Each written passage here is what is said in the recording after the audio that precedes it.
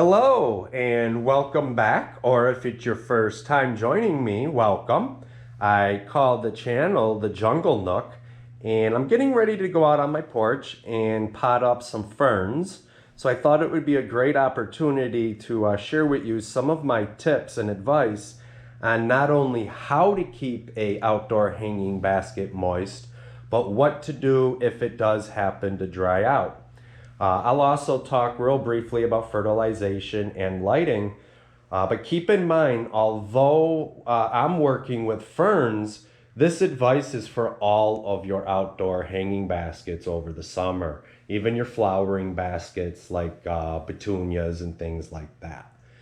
So we're going to go out on the porch now, and hopefully I can give you guys some new information and help you out to keep your baskets nice and moist throughout the summer.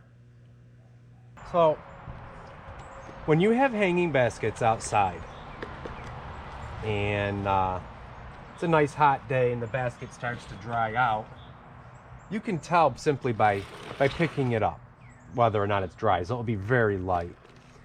And the plant is in need of water. Well, when you water your basket and it feels nice and heavy, within just a couple of hours, the plant has actually taken that moisture out of the soil and it's into the plant again.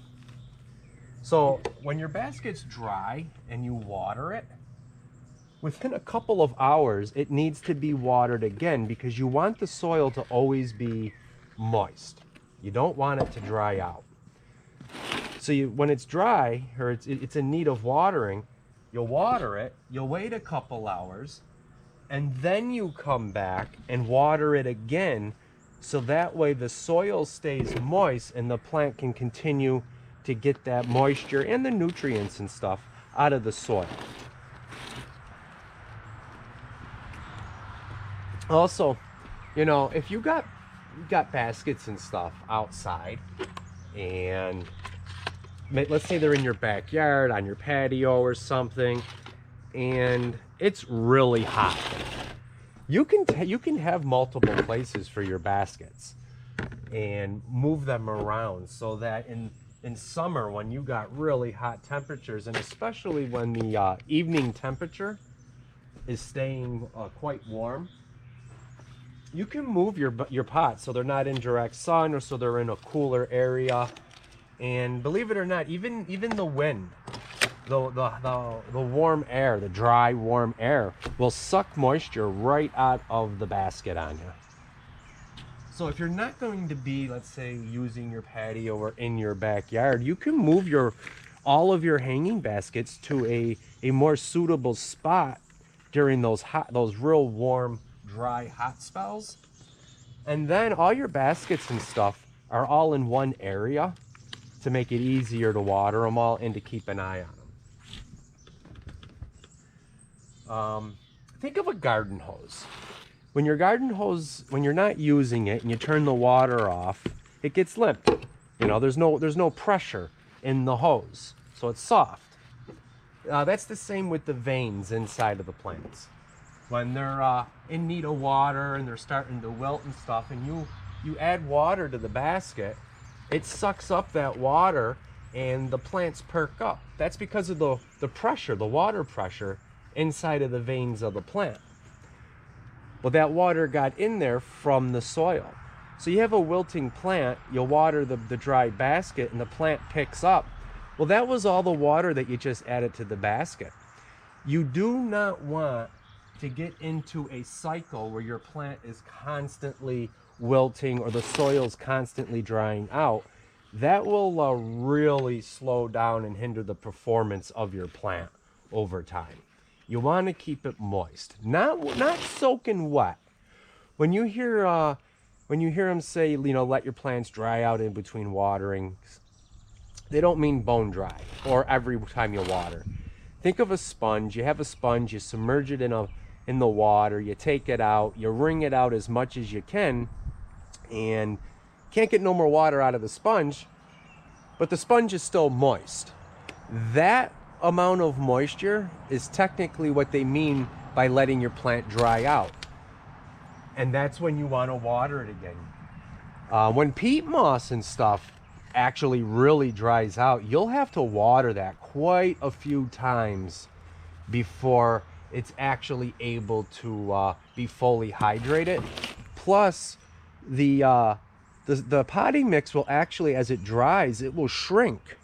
So when it shrinks, you got a space in between the pot and the actual soil. And when you water, that water is just going to run right down and out. So you're going to have to do quite a few frequent waterings to really rehydrate your plant. As far as fertilization, when you are using fresh potting soil, or you're buying a plant that straight from a nursery or a store, it's probably got some slow release fertilizers in it. So you probably won't need to fertilize it, especially if you're only keeping it out for the one summer. You won't need to re-fertilize it. The thing about those slow release fertilizers, those little balls, you know, that's actually almost pure salt. How that's made is they take a liquid fertilizer and spray it right onto salt, and then they let that dry out, and they press it into balls. They put a coating so it don't just dissolve real fast when it gets wet. And that way, over time, every time you water it, a little bit of that salt is dissolving and releasing that fertilizer for the plant to have access to it.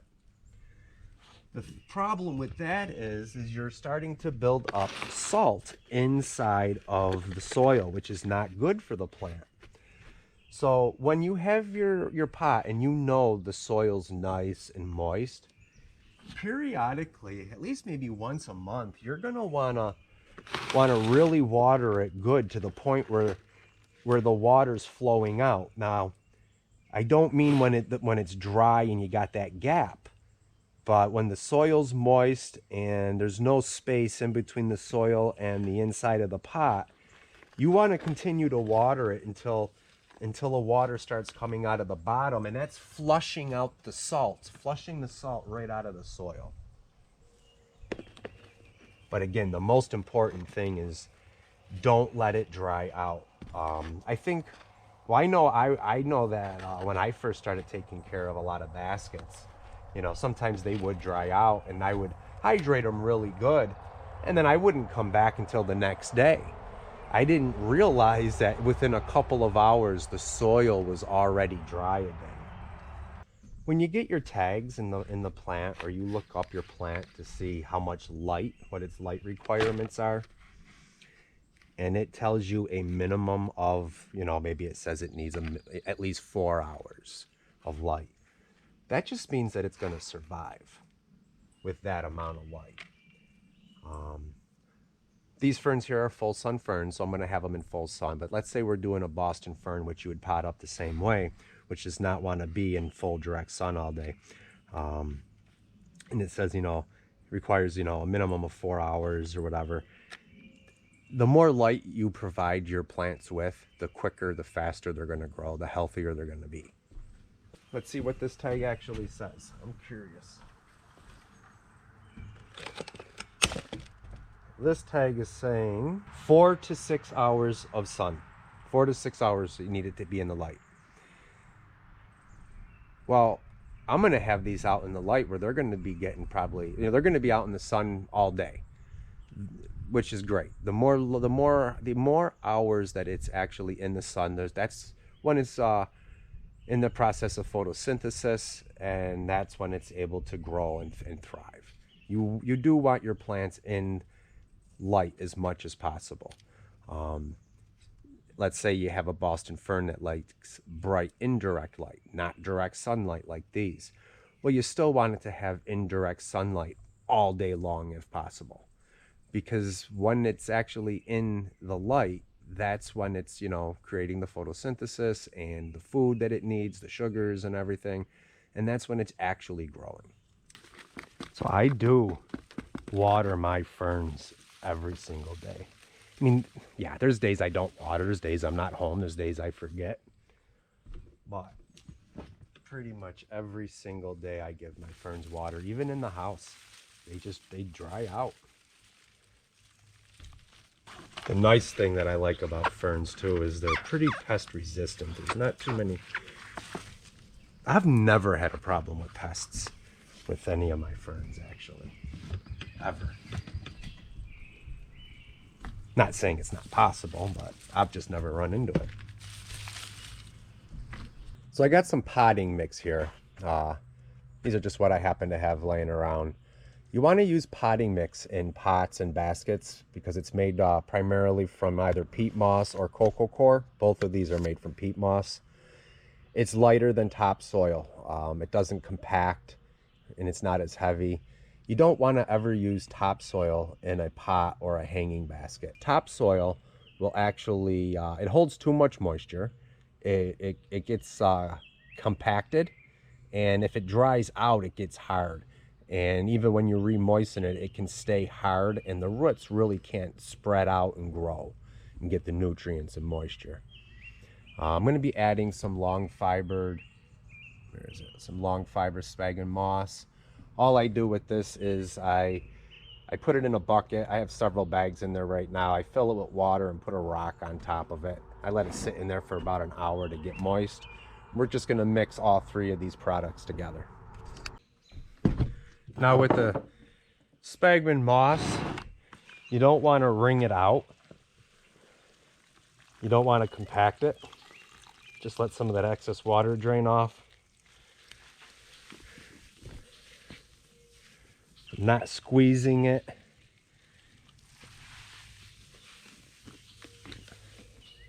And this will help to retain a lot more moisture longer in the baskets and pots.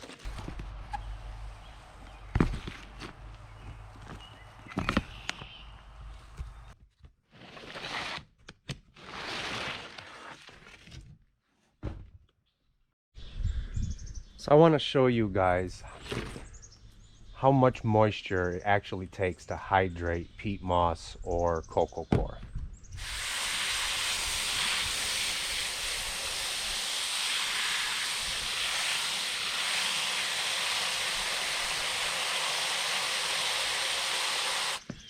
I'm going to wait about 2 minutes and let that soak in, and then we'll do it again.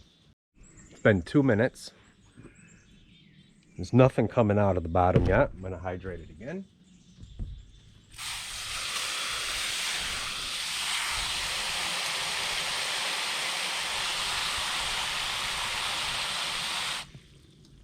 So 2 minutes later, and you'll notice there is actually water starting to come out of the bottom.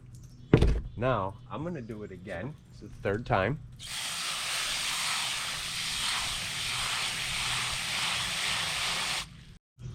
So it's been actually a little more than 2 minutes, and if you notice, like, there is water coming out of the pot. Like, there is water coming out. It's dripping down. Okay, and we added that water 3 times, and I probably put about 3 or 4 cups at least in here each time, and I want to show you. Look at that. Like, it's moist, but there are still, I don't know if it's going to show up on the camera, but there are actually dry, this is dry. There are still dry pockets in here. Like, I'm hoping it's showing up, but my point is, it takes a lot to hydrate this stuff. Like, that's pretty dry for the amount of water we just put in there. So this is one of the sun ferns, and last spring I did the same thing, and this has been in a room not getting enough light. I missed quite a few waterings, but this plant will bounce right back. What we're going to do right now is we are going to take this out and we're going to divide it. I want to make 2. So I'm going to cut this right in half.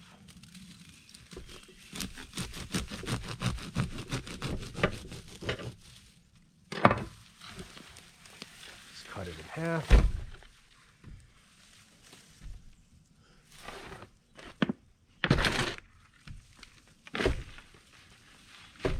And it's real simple. I know people say, you know, you don't have a green thumb, you can't get nothing to grow. You'd be surprised how easy it is. You just gotta look up your individual plant and see what it needs and give it what it needs. You've seen the mixture. It was just some potting mix with some peat moss. The peat moss was just to help retain some of that moisture in there, because they are a water-loving plant, these ones here. And you know, just keep them hydrated. Make sure they get an adequate amount of sunlight. And you know, after you've had a plant for a while, and you might have to start fertilizing, and just look up what it needs for the fertilizer. These guys here, I'm probably just going to put a slow release fertilizer, just a standard 10-10-10 slow release fertilizer, and they'll be good all summer. I mean, I am adding fresh soil that already has that fertilizer in here, but the majority of the volume that I just put in here was the old soil that this came with. I didn't want to knock the old soil off and damage the roots or anything. I already shocked it enough by cutting it right in half. But this plant's going to get a, not only am I getting going to be able to enjoy this plant for another season, but I'm going to have two instead of just the one now. It wouldn't have did well in that pot. The pot, it had outgrown the pot. I could have just added some fresh fertilizer for it or something, but it would never get as beautiful as it's going to get now without putting it into a slightly larger pot. You know, I'm just making sure that I get the soil all the way down. You don't want no air pockets or anything in there. You want to work it all the way down to the bottom. So that's the end of the video. Hopefully you guys found it helpful. Maybe you got some new information. Thanks for watching. Don't forget to like and subscribe.